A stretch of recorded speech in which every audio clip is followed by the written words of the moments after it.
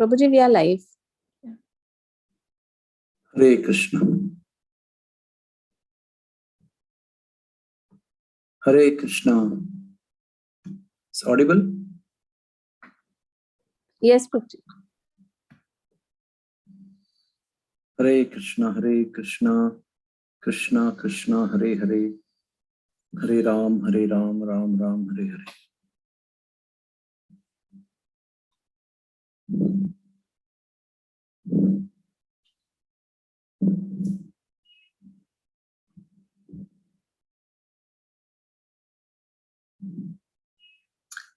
You have to still give me permission as co-host.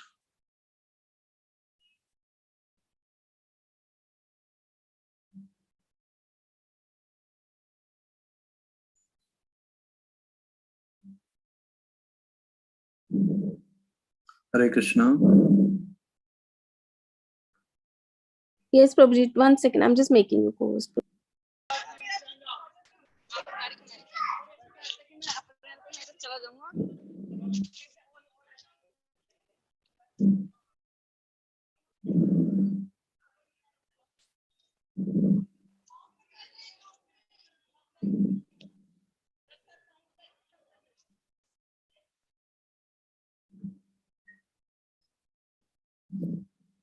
Yes, Prabhuji, I've made you co-host. Hare Krishna.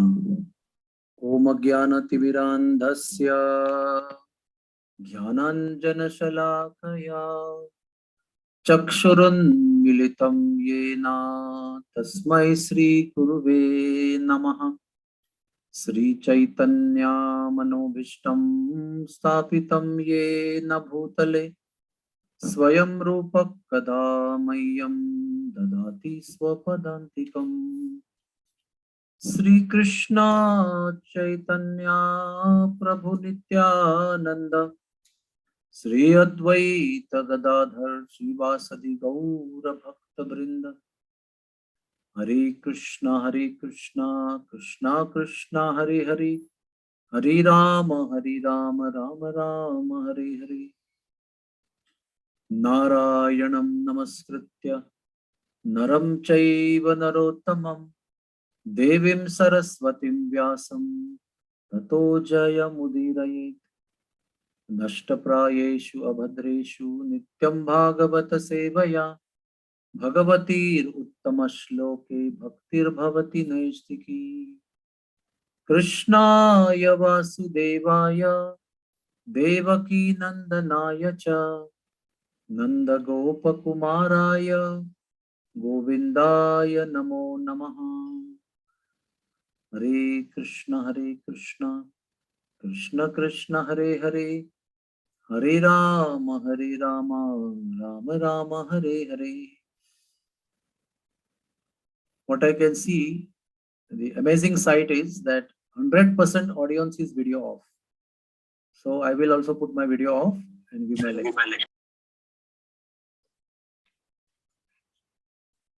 How does that look? Good? Attractive? Interesting? You have to be also sensitive to the feelings of the speaker. The speaker is not trained to speak to the screen. The speaker is trained to speak to people. And if people are not able to show their videos, then there's no point in giving lecture. I'm preparing so hard for so many days. Let me be honest with you.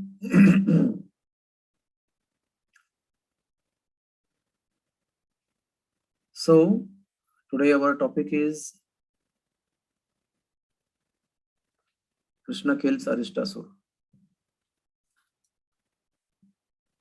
The whole information and knowledge about Krishna killing Aristasura is studied from Srimad Bhagavatam, Vishnu Puran, Gopal Champu, and Garga Samhita. These are the 4 scriptures from where we have derived today's information. And if you enthuse me, it will be descriptive. If you discourage me, It will be in nutshell. That you should know very clearly. So Krishna was 10-year-old when this Leela took place. And it was the month of Chaitra. Another interesting thing to find out. That is why there is a philosophical debate that whether Radha Kund was formed in Kartik month or in Chaitra month. As per Gopal Champu, it is in Chaitra when this happened. So it was evening time, and Sri Krishna was at Govardhan, and he was about to play his flute to invite gopis to perform Rasa Leela. Because this is well past over the Sharad Purnima Rasa Leela, and Krishna has by that time performed Rasa Leela in many places in Vrindavan Dham. And this evening, particular evening, he was at Aristavan, which was later on named as Aristavan, but today's Aristavan. And he played his flute, thinking that it's good evening time, and let me have Ras Leela. So he played his flute. And what do you expect in return? That gopis will come and join him. But suddenly he started hearing tumultuous sounds, horrifying sounds in the atmosphere, like earthquake, like something like bomb blast, or something like hurricane, and something like cyclone. All these sounds together, how do you feel it will be? We have experienced something of one type in this material world. We don't have bomb blast with cyclone, with hurricane, everything together. Earthquake don't happen together. But this was something like that. Why is that? Because a bull demon entered in Govardhan area. He bifurcated the earth whenever he stepped. That means what? He had 4 limbs. He was such a gigantic bull. His tail was in the sky, withering the clouds from one place to another. His hump was also in the sky, and the clouds were hovering around the hump, thinking that it was mountain.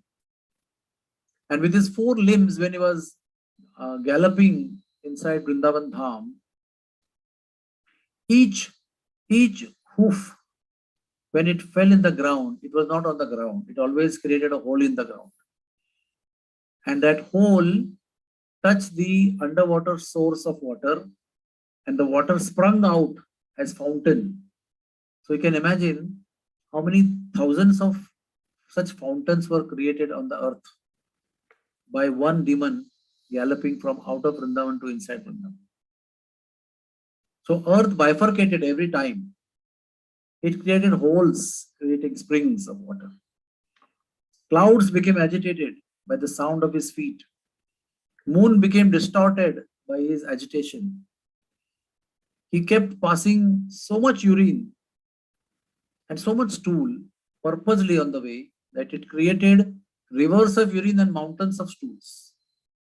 How obnoxious it must have been, the scenario that this Aristasura created. Running in zigzag manner in full speed, he was disfiguring earth like anything. He dug up hills and hillocks with horns and hooves. Whatever hills and hillocks we were coming across, he was digging them up, uprooting them. Vrindavan became very dusty. Water rose from the bifurcations of earth like tears of earth crying. His 2 eyes between these 2 horns were blazing like 2 suns. He roared and terrified all the living beings. And Krishna came there to see. Now, I will read another description from Vishnu Purana. It's a very graphic description. It is from 5th chapter, 5th Amsha of Vishnu Purana and 15th chapter. When Krishna was about to start Rasa Leela at Govardhan evening time, Aristasura came. He had dark complexion. He had sharp horn, Krishna Shranga. His eyes were effulgent as sun, Arkalochanana. One of the names of the sun is Arka. So you say Arkaya Namaha. So he was Arka Lochana, like sun.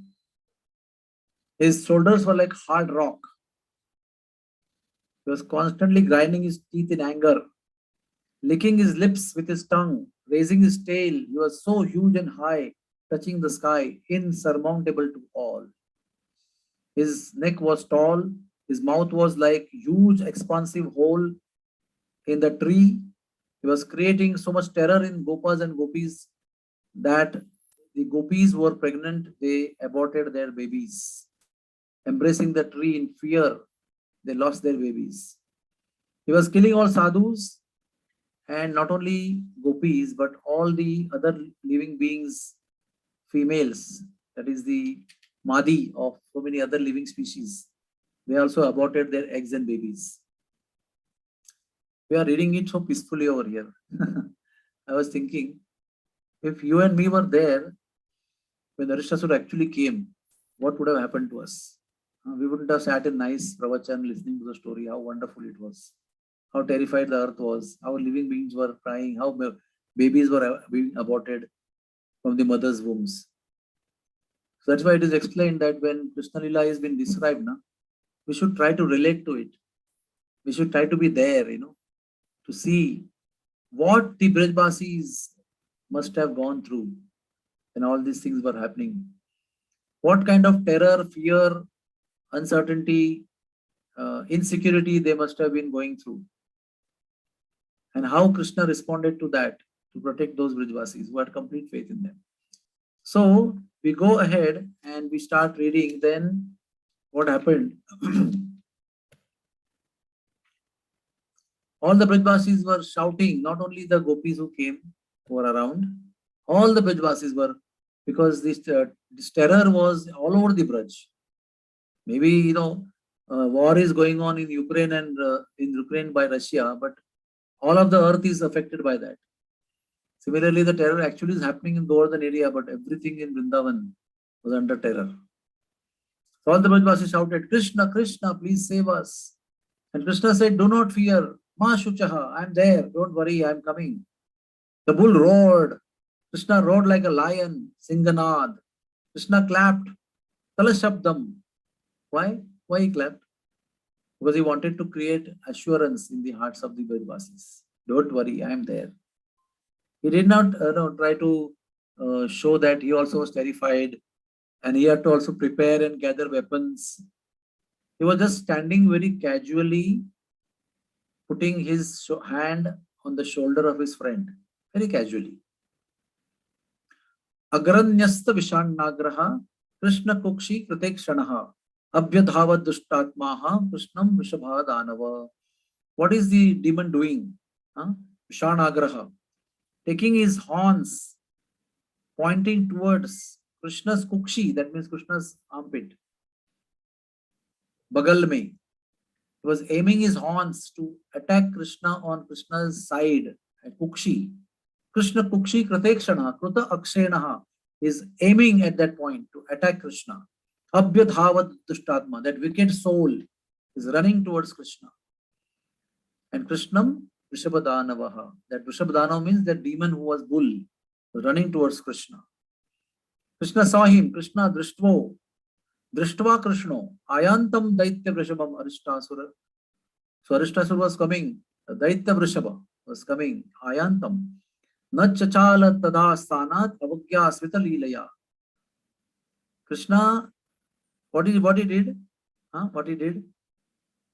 Smita Leelaya, smiling and very, very comfortably, Krishna neglected him. He didn't even move out of scare or didn't even take stands to attack him. He just simply neglected.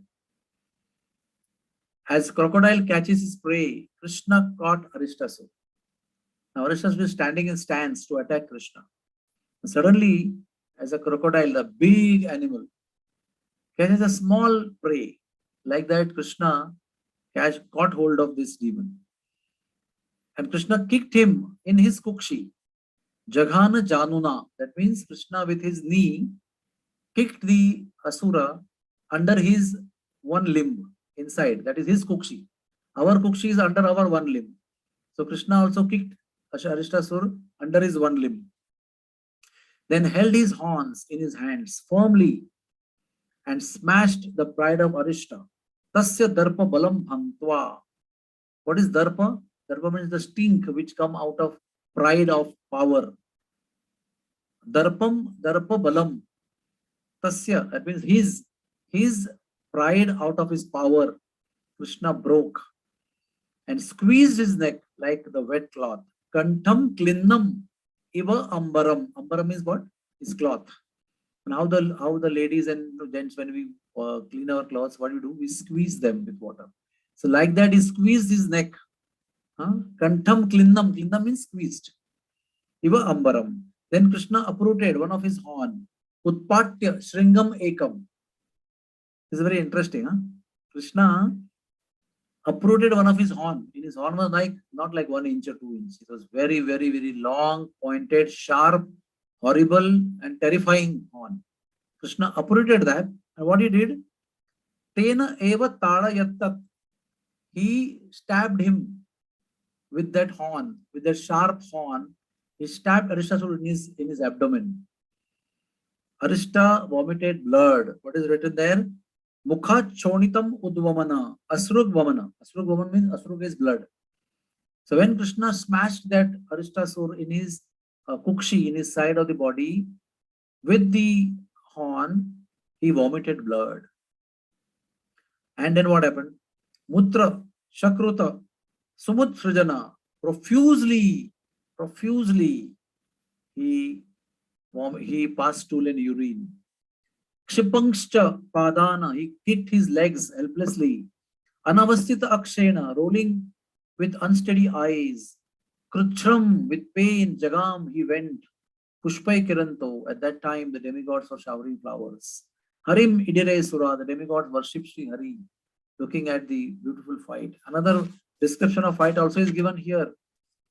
Krishna became confident. Krishna became hard like thunderbolt as Arista came running. Krishna laughed purposely to irritate him. Krishna kicked him 18 times and threw him in the air. He tumbled on the earth again and again at various points. And at that time, Devatas also tumbled again and again in the heavens with laughter. The Devatas are watching now in the sky. So as Krishna is kicking and pushing, even Devatas are laughing in the sky. Oh demon, why are you showing your prowess from far away? Krishna said. Come and satisfy me as the ocean satisfied Agastya Muni's thirst. Krishna said, oh Arista, you fool, what do you think you are doing? Frightening coward community and their animals? Why I am here? I am here to punish miscreants. Come to me. Don't try to scare the Durbala Brajvasis. Gopalair Pashubir Mandatrasitai. You are troubling these poor people and poor animals. Kim Asattam Mahi Shastri Dushtanam. I am here to punish the miscreants. Tvad Vidhanam Duratmanan. People like you who are Duratmas. To destroy them I have appeared here. So why are you wasting your time frightening the poor people? Come and show your prowess to me. And thus Krishna began his fight. I just explained the whole fight to you. So then,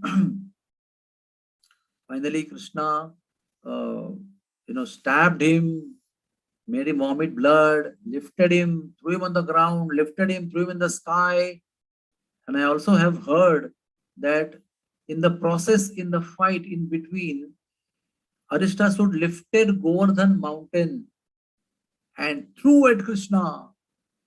And Krishna caught the mountain and threw it back on Aristasura, which made the Aristasura fall down.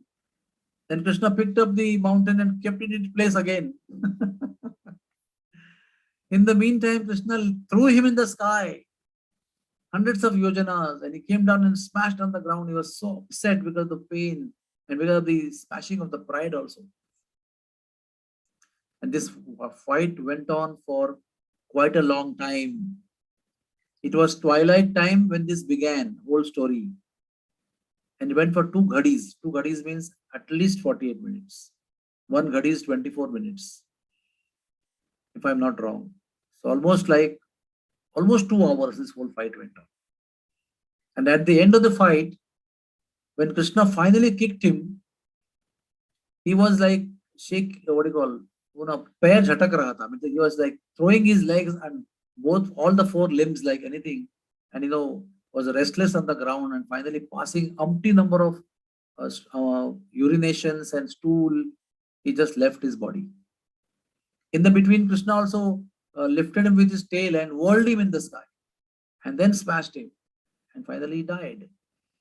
And lo and behold, this terrifying fight was being observed by the demigods in the sky. And they were in between laughing, in between when he lifted Krishna and threw him on the ground. They were scared. And when Krishna used to laugh and kick him, they used to laugh and throw flowers. And all these mixed emotions were happening in the sky of insecurity and security and faith and lack of faith. All these things was going on in the sky with demigods. And suddenly, Aristasura left his body. Now, as soon as Aristasura left his body, what happened? As soon as Aristasura left his body, he lost his bull body immediately. And then he attained the effulgent Brahman body. And everybody was surprised to see a very effulgent, beautiful, sattvic looking Brahmana, almost like a demigod. So Krishna asked him, "Who are you?" So he said, "I am a Brahmana named Varatantu, and I was a Brahman Putra in the heavens, and I was a disciple of Brahaspati, the demigod Guru, Deva Guru Brahaspati. I sat in front of Brahaspati one time in his class with spread legs." How do we sit in the class? Do we sit with spread legs towards the speaker? Or do we put our legs in front of the speaker on another chair and sit? Unless you are your legs are fractured and they are plastered, then you are allowed to put your foot on the another raised platform. That's a very exceptional situation. It's not that all the audience sits like that, disrespectfully towards the speaker. Maybe in the Western world, when I've gone many times, sometimes half the audience is sitting with spread legs. That shows lack of culture. The Vedic Sanskriti is not there. And when Vedic Sanskriti is there and understood by people, they will always sit with a respectful demeanor in front of the speaker to acknowledge their respectful attitude towards the speaker and listen attentively. And when the audience is sitting in respectful posture or demeanor, the speaker gets inspired. That's why I boldly told you, please come on video. Because then I get a feeling that you all are very interested in hearing what I am going to speak. And I will pour out my heart, all that I have gathered by studying so many things. But when I feel that the audience is not interested, they don't even want to dress up at least reasonably to appear on the video. When the speaker is gone home, taken bath and put fresh tilak and put makeup and put a garland and everything, and the audience is not even willing to put up some reasonable cloth and appear, then the speaker gets discouraged. But in this case, because they were sitting with spread legs, Brahaspati told him, please don't sit like this. Sit honorably, respectfully. Still, he continued to sit like that only. So then what Brahaspati did? Brahaspati said, you are like bull. You are sitting like a lazy bull. So you become a bull, suitable to your mental attitude. How the bulls do, we have gone to Barsana and we have gone to Palghar in many hundreds of camps we did. And when the bull eats and sometimes overeats, then the bull just lies on the side with all four legs spread to one side. So it is so exhausted after eating so much that it is just trying to lie down in a very relaxed posture. So what did Brahaspati said? You are sitting like a bull in front of me. This is Guru Aparad. Oh fool, go and become a bull. So Varatantu said, I became bull immediately. And all my pride was smashed. I was thinking, I'm a Brahman Putra, I'm so effulgent, I'm so fortunate and this and that. And suddenly I realized I'm no more a Brahman Putra, I'm a bull. But in even Vishnu Puran is mentioned that actually speaking, he assumed the form of bull later on because of the curse. But he appeared in Bangladesh, that is today's Bangladesh. Actually, Bangladesh is everything. Today's Bangladesh, West Bengal, everything together was Bangladesh in those times, where this demon appeared. And he actually was not bad as a demon. When he became bull, he was not a demon, but he associated with demons. So he became, first he was Arishta, then he became Aristasura. Huh?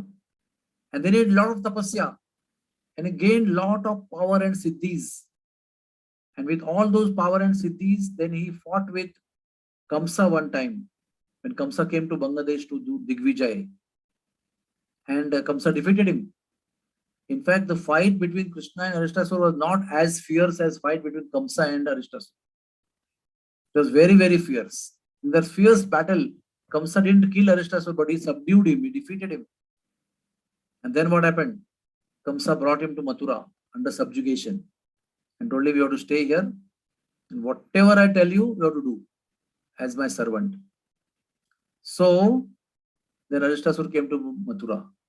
And at this time, on Kamsa's instructions, he has come to attack. So this is what all being explained by this Varatantu, who has become now Arishta. So what we learn is there were twofold problem with Aristasura. One is that he was cursed, he received sharp from Brahaspati, and second was he adopted Asuri Bhav by associating with demons. That is very important to understand. So he actually fell down at the feet of Brahaspati. Then Brahaspati said, okay, my sharp is sharp, it's not going to be reversed. But when Krishna will come in the 28th Dwapar Yuga of Vaivasvata Manu in Varaha Kalpa, Adivaraha Kalpa, at that time you will be delivered. So all this story is heard by all the Brajvasis who are standing in fear. Now they saw the amazing transformation that took place with this demon who had come as a mountainous bull, creating such multiple havocs together, killing so many lives of women and sadhus. And then suddenly he has become a effulgent sadhu brahmana. And it is explained that after discussing with Krishna, Krishna blessed him. In front of eyes of everybody, that effulgent Brahmin became so effulgent that he was creating light around him all over the Brajbhumi. He created so much of light from his body, emanating from his body, all in the sky also. All the demigods were observing that light coming from his body. All the Brajvasis were observing, Krishna was observing, and suddenly a Vimana came from the skies. And sitting on the divine aeroplane, Varatantu ascended to the spiritual world. Can you imagine the fortune? What he was doing before, what he did before even coming to Vrindavan, what kind of terrorisms he did before, and what kind of austerities he did to get the powers also. And what was his consciousness? Contaminated by the association of demon, contaminated by the curse given by his own guru. And look at that. What happens when one comes in touch with Krishna? All the demons who came in touch with Krishna, they were delivered. That is the power of Krishna.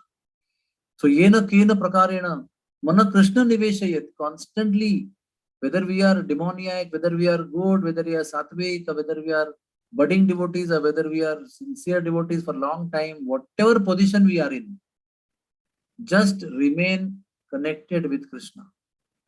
Because remaining connected with Krishna will always, always, always purify you. Always it will purify you, and it will finally deliver you and me. That's why whatever happens in life, never give up connection with Krishna. You don't need to be cursed by a sadhu to become a bull or a horse or a ajgar, python, or anything, or a duck or anything. Whatever we are worse than all those things. But if we remain voluntarily out of choice, remain connected with Krishna, then one day Viman will come for us to take us back to Godhead. Because when you express your desire to become Krishna conscious and to remember Krishna, then Krishna becomes more eager than us to take us back to Godhead. So let us now meditate on what this Aristasura is all about. There are some things given by Bhaktivinoda Thakur and some things I will discuss. First and foremost, the very story which Varatantu explained, why he became Aristasura. One should always sit in front of the teacher in a respectful manner. Because teacher is a reservoir of all knowledge and teacher can deliver that knowledge. And the first step in salvation of all our lives is to receive knowledge. Then what we do with knowledge is the further course of life. But the first step of upliftment of the soul is knowledge. And that knowledge is the teacher. The teacher is giving the knowledge. And because the first step, the student who is receiving knowledge should be utmost respectful to the teacher. His posture, his appearance, his demeanor, all is going to decide how much knowledge he is going to get. You can imagine Arjuna was practicing his arts in Australia, Astralaya, that is where they were getting trained, where the storehouse of Astras were there. This was called Astralaya. It's called today Australia. So there, when the teacher was teaching the daytime, he was practicing in the night time. And looking at that, Dronacharya would come in the night time and would teach him something extraordinary things which he would not teach in the daytime to Kauravas and Pandavas. That kind of attention Arjuna drew from his teacher. Why? He was not lazing out when he was learning. He was very active in the daytime. He was practicing at night time. And that inspired the teacher so much. So what we should be doing as students? By our eagerness, by our respectfulness, we should inspire the teacher to give everything, pour out his heart to you. Teach everything to you what he knows. Learn everything what he knows. And that's what Arjuna did. And one day Dronacharya came to know. Ashwatthama came to know that my father is teaching something special to Arjuna in the night. So he also woke up in the night and came to his father. His father, I also want to learn. So father taught him and Arjuna only.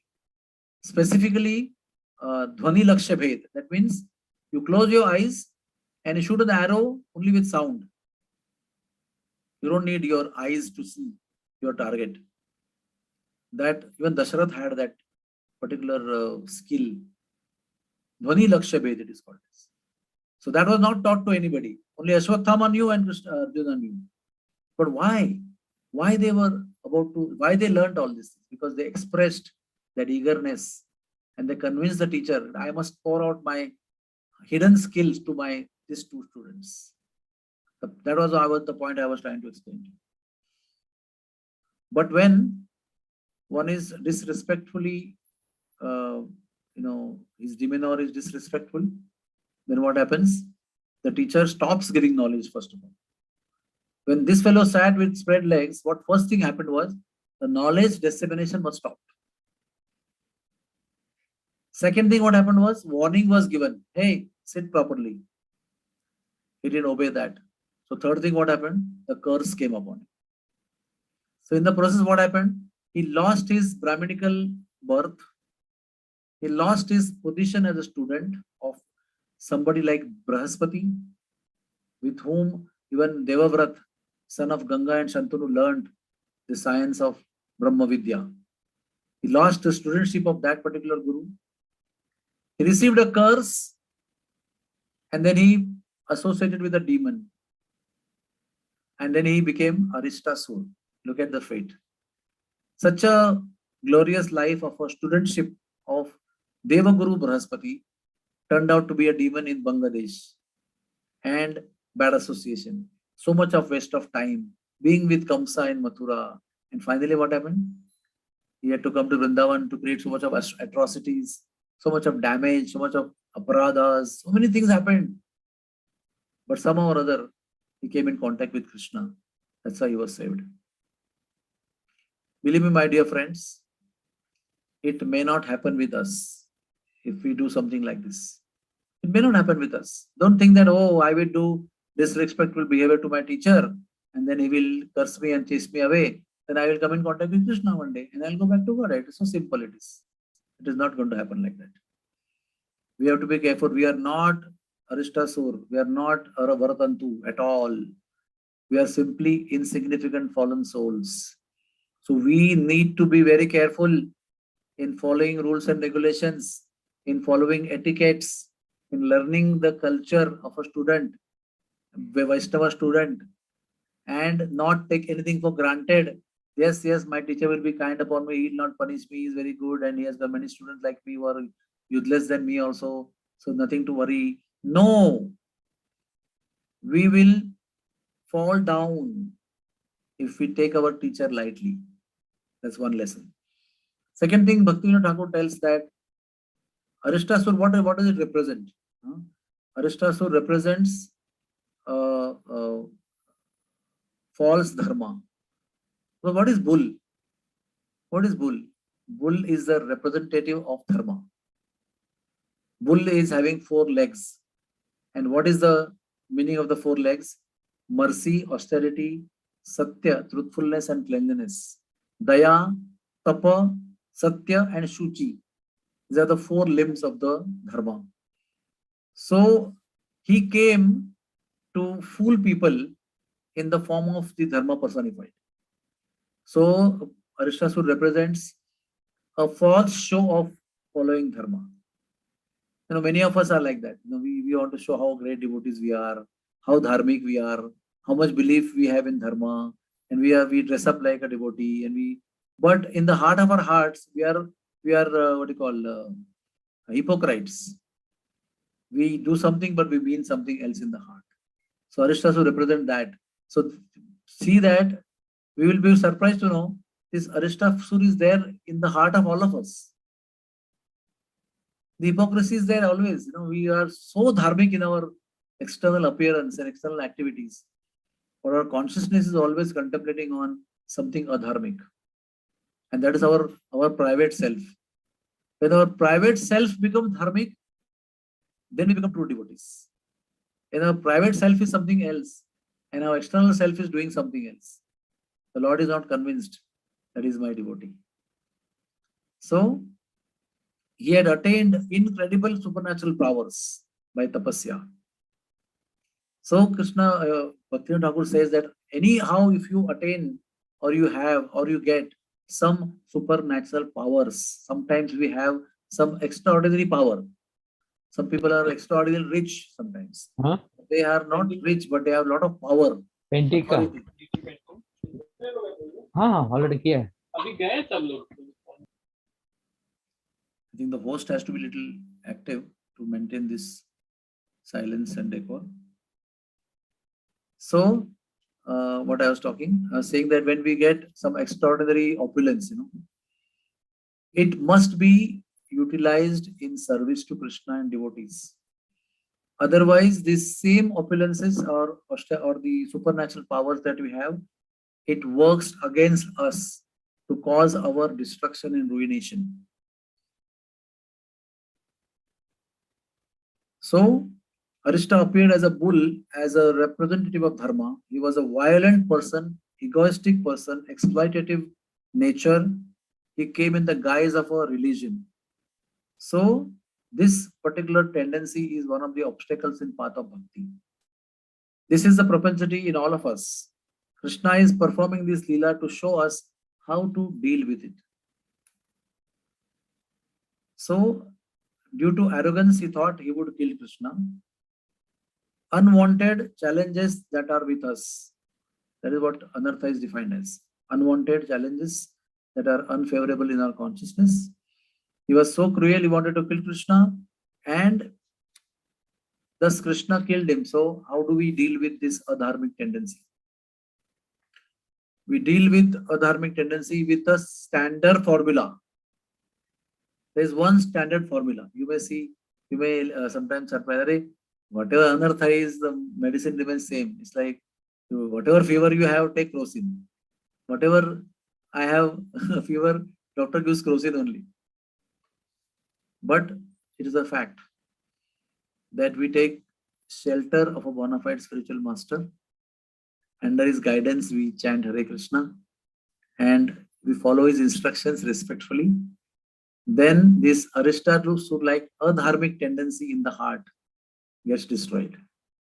This is what is the essence. That's why, although this adharmic tendency is bothering everybody, but still one personality, that is Sri Krishna. Or if not Sri Krishna, the representative of Krishna, the pure devotee, who is a Guru Maharaj. If we take shelter of him, take him seriously, follow his instructions, then this adharmic tendency, which we have been cultivating and bringing with us lifetimes after lifetimes in rebellion with Krishna, can be uprooted and can be destroyed. Aristasura stayed in the forest called Aristavan, just near Govardhan, Radhakund area, about 1 kilometer away. Today also that place is there, called Aritavan. Aritavan is a full place which also covers Radhakund Shamkund completely. Now it is called as Radhakund Ghera. Before that was Aristavan. So Chaitanya Mahaprabhu came there. Now I'll tell you first the story of, in short, I'll tell the story of appearance of Radhakund and Shamkund. Now, Krishna killed Aristasura. Everybody saw the whole miracle of Varatantu appearing and going on the aeroplane, and everything was peaceful. Demigod showered flowers and chanted mantras and danced in the sky and chanted hymns in glorification of the Lord, and all this thing happened. Suddenly Krishna came very proud that he will get appreciation. You do something great, you always expect people to say thank you, very good, bravo, bravo, all done, well done. So he came with that expectation and that anticipation to gopis, that they will say, thank Krishna that you saved us from such a heinous demon. But they said, don't talk to us and don't come near us. Very surprising, opposite kind of reaction. So Krishna said, why? You killed a bull. The bull represents dharma. And we are all Govamsha Palak. Our whole life depends on cows and bulls. Our existence, our maintenance, our life and soul is cows and bulls, mother and father. And you have killed our father, the bull. You have killed dharma personified. You are a Go Hatyara. You are a cow killer. Govamsha Hatyara. Wow. What a blessing they gave. what a compliment they are giving. Krishna said, no, I know he was a bull, but he was a demon. You all saw what he was doing. So many women aborted, babies. How do you talk like this? Don't you understand? I didn't kill a bull, I killed a demon. I said, I don't know. We don't know. You have killed a demon, that's a fact. Whatever internally it may be. But we cannot, because we respect bull as dharma and we worship him as father. So we just cannot accept you. And now we cannot talk to you because you're tinted, contaminated by the sin of killing a bull. I said, okay, I agree. Your diagnosis is right. I want to do. I don't agree, but I have to agree because I love you. Now you tell me, what do I do? You're saying, I'm not going to talk to you. I can't live without talking to you. The person in front of whom the personified fear is fearful. He is now fearful of the threat of the gopis that they will not talk to him. So he is submitting. He says, please now tell me what I do. How do I rectify my sin, and then you will talk to me. So they said that for killing a bull, you have to go all over the universe to all the holy places defined. Take bath in them and not even single holy place to be missed. And then we will consider you to be purified of the sin of killing a bull. Now you go. So Krishna is very smart. He said, even if I go to all the holy places and if I take bath, you will say, we haven't seen you. doing all these things perfectly. You may be cheating us, so you may tell me that you are a cheater. So instead of going away to holy places, I will call all the holy places here only. In front of your eyes, they will appear, and then I will do such a wonderful thing that you will be convinced that I took bath in all the holy places. So there was one of the big hole there out of the hundreds of holes that Aristasura created by humping the ground. So Krishna expanded that hole by his flute and by his foot also, and he made into a big hole, and then it ordered all the holy places which he invoked by the thought. In the mind, he invoked them. Please come. And all the holy places, which were in the form of a mountain, in the form of an ocean, river, pond, sarovar, wells, in the form of forests, in the form of place, upavan, bagicha, whatever. Holy places are very various kinds. No, it doesn't mean that only water is the uh, nature of the holy place. Water is one of the ingredients of the holy place. So all those personalities were water-based and non-water-based. Everybody appeared there. And they were men and women both. Deva and Devis, everybody was there. With folded hands, they were requesting Krishna, how do I serve you? How do we serve you? So Krishna said, enter in this hole. So all of them entered in that hole. All the mountains, all the forests, all the bagichas, upavans, everything entered along with water reservoirs. And externally, nobody could see the mountains and everything, but they could see the water collected. So then Krishna peacefully went with his coward friends, entered the pond, took bath, and apparently from the points of view of the gopis, they were cleansed of the sin of killing a bull. And that was called as Shamakunda. And then Krishna and gopis met, and that time Krishna said, I will not talk to you now. You are contaminated because you took the side of a demon to fight with me, argue with me. So you are contaminated now. Now you need to take bath in all the holy places. So Radharani and Gopi said, yes, we will do that. Krishna said, okay, if you don't want to take so much of trouble, you can take bath in my kund, which is already created by all the collection of the holy places. So Radharani said, no, I will not take bath. Now none of us will take bath in that kund because the sin of you killing a bull demon is left in that pond when you took bath. So now that pond is contaminated with the sin of killing a bull. We don't want to take bath because we will be contaminated with that contaminated water. So we will create our own pond. And then they lined up from there all the way to Manasiganga, which proves that Manasiganga was created before Radhakund and Shamkund.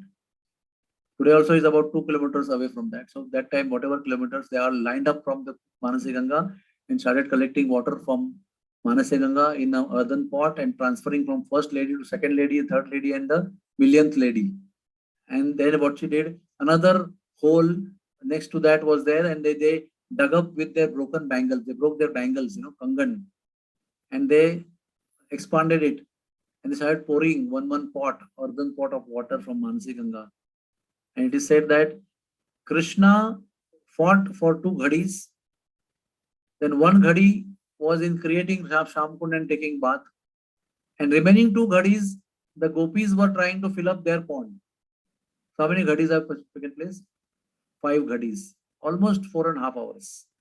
And by the time it was in the middle of the night, it was already night, in the middle of the night, maybe in our condition, our situations like 11:30 in the night, maybe suppose. And they are still perspiring in the night time, trying to fill up the pond. And Krishna is laughing, and Krishna is saying, Arey, why are you taking so much of trouble? He had already signaled all the holy places after filling the water in his pond. Don't go. Just wait. You will get some more extraordinary service. Radharani and gopis. So don't go. So now they are all waiting in the sky, a little bit high in the sky, in the visual territory of vigilance of Krishna. Krishna is signaling them. And then Krishna said, Hey, gopis, Radharani, why are you taking so much of trouble? Why don't you take service from these demigods and demigoddesses who are waiting for your service, begging for your service, longing for your service? So then he signaled 4 of them, come down. So 4 of them chieftains came down and they fell at the feet of Radharani. He said, Radharani, why are you perspiring? Oh gopis, why are you taking so much trouble? Order us. We are very eager to fill up all of us want to fill up your pond. So very mercifully, Radharani finally agreed. And then the four of them signaled to everybody else, and all of them came. And they filled up this Kankan Kunda. Kankan Kunda is the kunda made by Radharani's and other gopis, Kankana, that is bangles. And then that kunda was formed. And while that kunda was being formed, Krishna was so happy, so blissful. Krishna said, this kunda is not water. This kunda is Radharani's liquid love for me. It is no more, it is not different from Radharani. It is Radharani's love for me.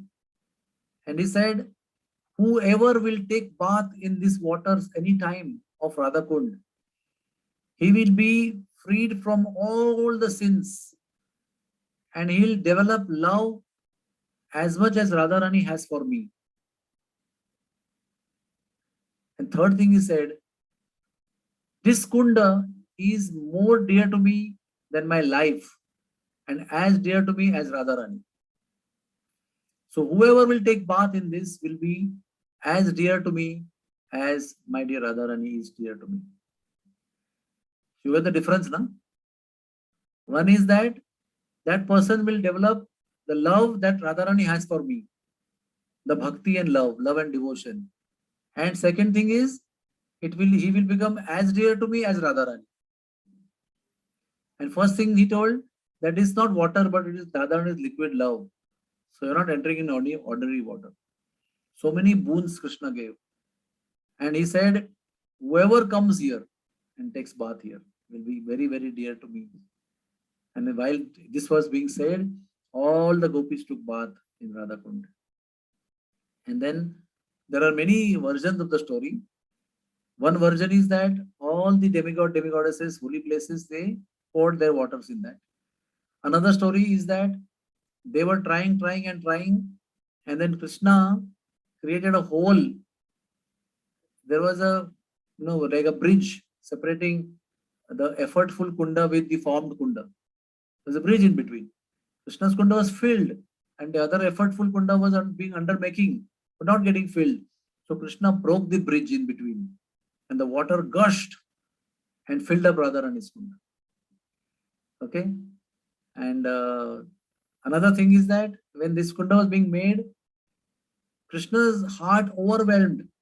So Shamkunda swelled, and the waters overflew from the so-called bridge or so-called barrier in between, and then filled the kund. Even today, at many times in the end of the rainy season, Radhakund, Shamkund become one actually. Shamkund floods and it becomes one. I have got photographs also. But there is no bridge in between. Only one level pond is there. Both the kundas are covered in that. So when this whole pastime took place, and Krishna also took bath in Radhakund, because Radharani is very dear to him. Krishna and Gopal all took bath in Radhakund. And after all this happened, Radharani said that I will come and take bath in Shamkund every day. Even though you kill 100 Aristasuras and 100 times you come and take bath here and leave your sin, I don't mind taking bath in your kund. And every day at 11:48 a.m., she goes and with her 64 Sakhis, she takes bath in Shamkund. There is something called as Pandava Ghat. Today's Pandava Ghat. That time, of course, Pandava Ghat was not there, because Pandava, everything, happened to come there in the form of trees after Mahabharat war. And this is much, much before Mahabharat war, because Krishna was just within 10 and 11 years old. So later on, it became Pandava Ghat. But at that Ghat, Pandavas were performing tapasya in the form of trees. And that Ghat, Radharani takes bath.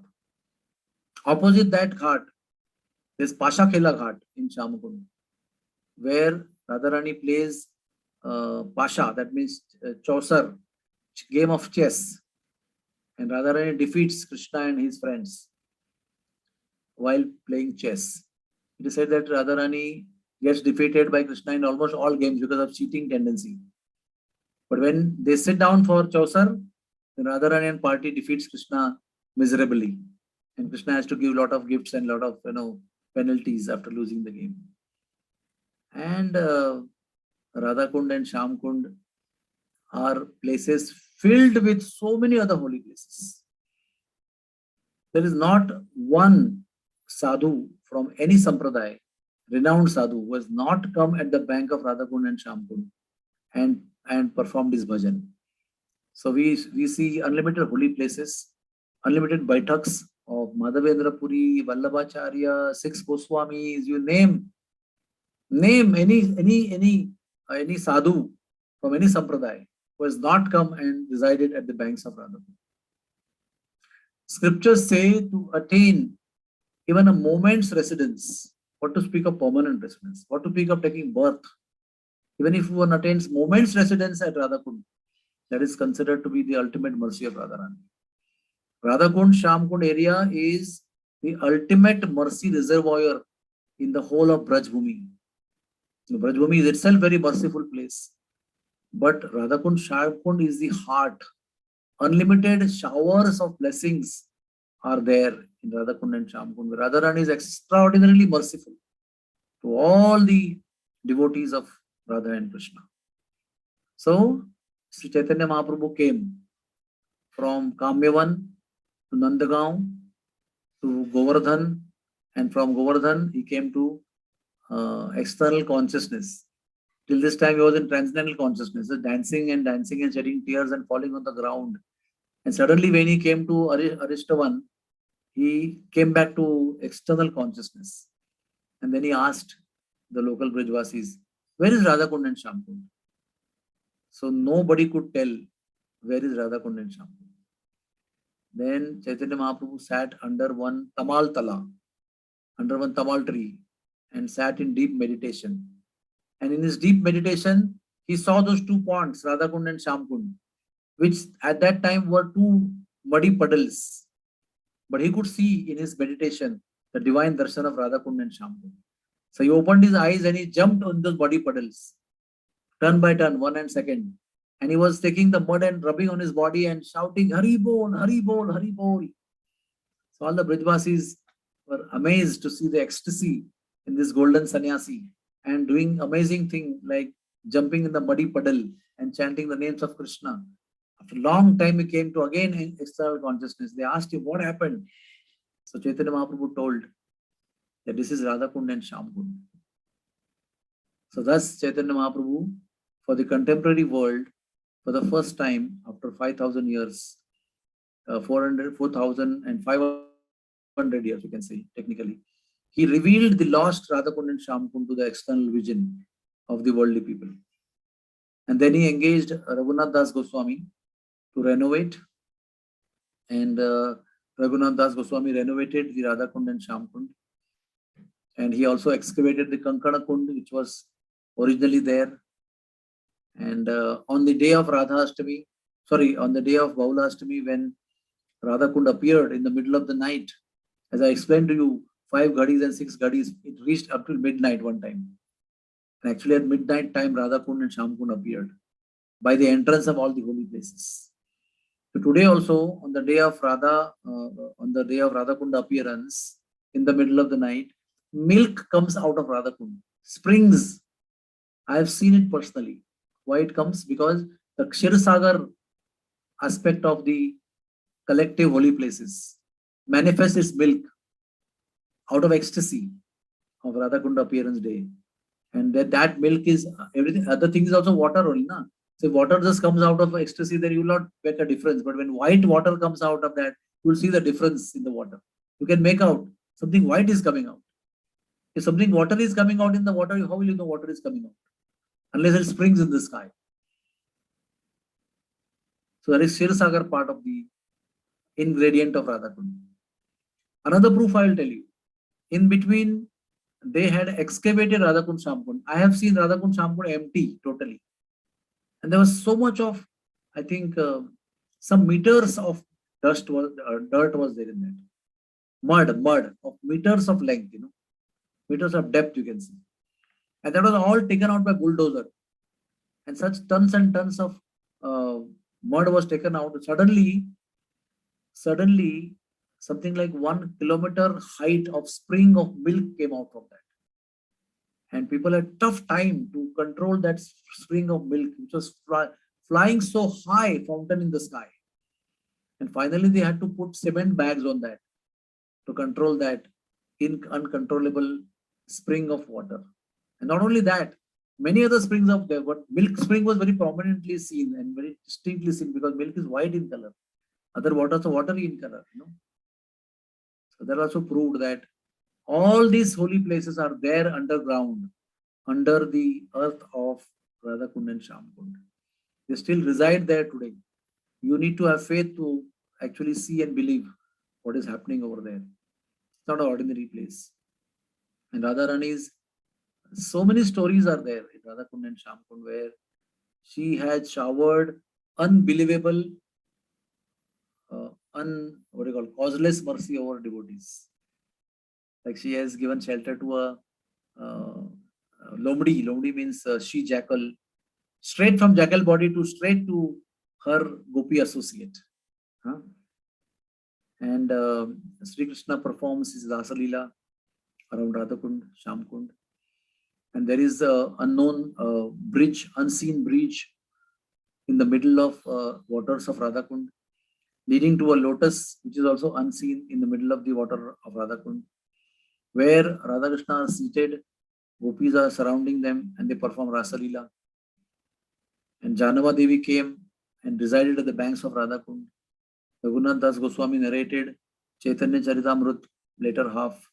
I mean, he was narrating, and that was compiled by Krishnadas Kaviraj. Krishnadas Kaviraj Goswami wrote Chaitanya Charitamrut at the banks of Radhakund. Gopal Bhatta Goswami stayed at the banks of Radhakund. Raghunath Das Goswami left his body at the banks of Radhakund, and his samadhi is there at the banks of Radhakund. I can just go on and on telling all the Goswamis resided over there. And as soon as Radhakund was formed, all the Sakhis also made their own ponds by allowing the holy places personified to enter in their own ponds. So at the same time when Radhakund was produced, there are Ashtasakhi Kunda also was produced around Radhakund. And today, amongst those Radhakund plus 8 kundas, supposed to be 9 kundas and 10th is Shamkund. Among those 10 kundas, only 3 kundas are remaining. One is Radhakund, Shamkund, and Lalita Kund. Lalita Kund is on the left side of Radha Kund. And Lalita's Kund is extremely powerful in purifying all varieties of sins that we perform. One of them is abortion, Brun Hatya, killing of one's own fetus. Such a heinous crime also is purified when one takes bath in Lalita Kund. So we can go on describing the glories of Radha Kund and Shamkund. Even if you go to the holy place of Radhakund and Shamkund, it will take you three days to visit the holy places in and around Radhakund and Shamkund.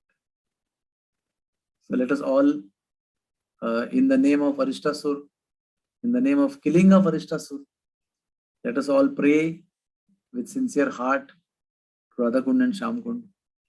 It is said that even if you remember Radhakund and Shamkund, you will achieve the ultimate mercy of Radharani. Radharani's extraordinary mercy in giving you devotion and love for Krishna is unlimitedly available at the banks of Radhakund, in the waters of Radhakund. So however dirty the water may be from external and biological and biochemical point of view, one should not hesitate to touch the waters and take bath. And Prabhupada would not allow people to take bath in Radhakund. So he said that we are not come here to play sports, water sports. We are not eligible to touch the waters with our wretched feet. But at the same time, Rupa Goswami advises us on the order of our Guru Maharaj. If at all Guru Maharaj permits, one can take bath or one can take Achman if the permission is not there. It took us about 12 years of repeated visits with Radhanath Swami to Vrindavan Dham, but we were not allowed to take bath. We started going in 1986 and we went until number of times till 1998.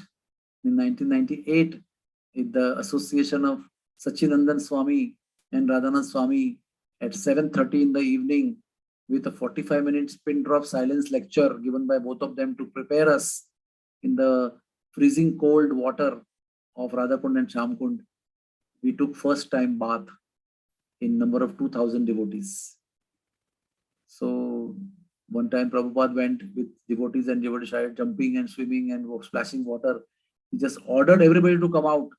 Said, you guys are not qualified to take bath in Radhakund. Just get out of Radhakund. This is not any other ordinary pond or holy pond. This is a very special pond. But it is explained that if one chants in the month of Kartik, Radha Kripa Kataksha, composed by Lord Shiva in service to Radharani, 108 times, if one chants Radha Kripa Kataksha, standing immersed in the water of Radhakund, one will surely get loving devotional service towards Sri Krishna. That is the blessing. And Radhakund water will ultimately purify all of us. So even if you are not there, you can meditate on the appearance of, the darshan of Radhakund and Shamkund, and spend some time there. At times meditate on being there and chant one round. So that also is equivalent to the associating at the banks of Radhakund and Shamkund. So all this is because of the story of killing of Aristasura. So we remember Aristasura and we also remember Radhakund and Shamkund. Thank you very much. Hare Krishna. So if any of you have any questions, then I would like to answer in my capacity. Thank you so much, Prabhuji. Hari Bol. Prabhuji, in the beginning you mentioned 4 books for reference. Gopal Champu, Vishnu Puran, Srimad Bhagavatam and Gopal Champu.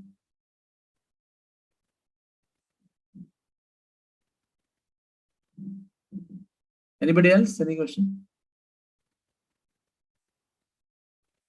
Okay. So thank you very much, everybody. We'll meet again next time. Next Katha will be on Keshi Ghat, on killing of Keshi demon. Let's all come together next Monday. Thank you very much. Hare Krishna. Hare Krishna Prabhuji, Dandavat Pranam. Thank you so much. Hari Bol. Yogamaya, your question? Yes, Prabhuji, I have one question. Please ask question. Put your video on. You can put your video on. Yes.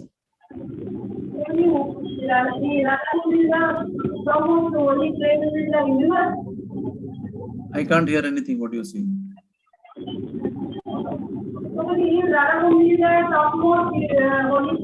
Yes, Radhakund is supposed to be the topmost of all holy places in the whole universe. Not in Prithvi, in the whole universe. Any other question anybody has? Okay, thank you. Hari Bol.